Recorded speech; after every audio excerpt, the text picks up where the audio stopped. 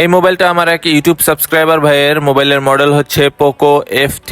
তো এটার সমস্যা হয়েছিল কিছু একটা, তখন উনি এক জায়গায় দেখানোর পরে হচ্ছে গিয়ে ওনারা রিস্ক নিয়ে হচ্ছে গিয়ে সিপিইউ রিভল দেওয়ার পরে ফোনটা আর রান করতে পারে না। তারপরে উনি আমার সাথে যোগাযোগ করে আমার কাছে মোবাইলটা নিয়ে আসে। তো নিয়ে আসার পরে আমি আস্তে আস্তে করে ফোনটা খুলতেছি, দেখতে পারতেছেন। তো ফোনটা আস্তে আস্তে করে খোলার পরে আমি দেখতেছি ভেতরে কন্ডিশনটা কি করে রাখছে তারা। মাদারবোর্ডে যেহেতু কাজ করছে, তো কাজের লেভেলটা কিরকম ছিল বা মাদারবোর্ডে কোনো ক্ষতি হয়েছে কিনা এগুলো চেক করতেছিলাম। তো মাদারবোর্ডে দেখলাম যে পুরো মানে সিপিইউ শর্ট হয়ে আছে, যেই রিডিং দেখলাম। পরে আমি সবকিছু চেক করে দেখলাম সিপিইউ শর্ট। তো এখন আমি সবকিছু এই আইসি গুলো খুলে চেক করবো যে আসলে সিপিইউ শর্ট নাকি মাদারবোর্ডে অন্য কোনো জায়গায় শর্ট আছে। তো ফোনটা যদি কমপ্লিট করতে পারি ইনশাল্লাহ আপনাদের মাঝে আবারও ভিডিও দিয়ে আমি জানাবো যে মোবাইলটা কমপ্লিট হয়েছে কিনা। তো আশা করি ভিডিও ভালো লাগলে অবশ্যই একটু লাইক শেয়ার করে দিবেন। ধন্যবাদ।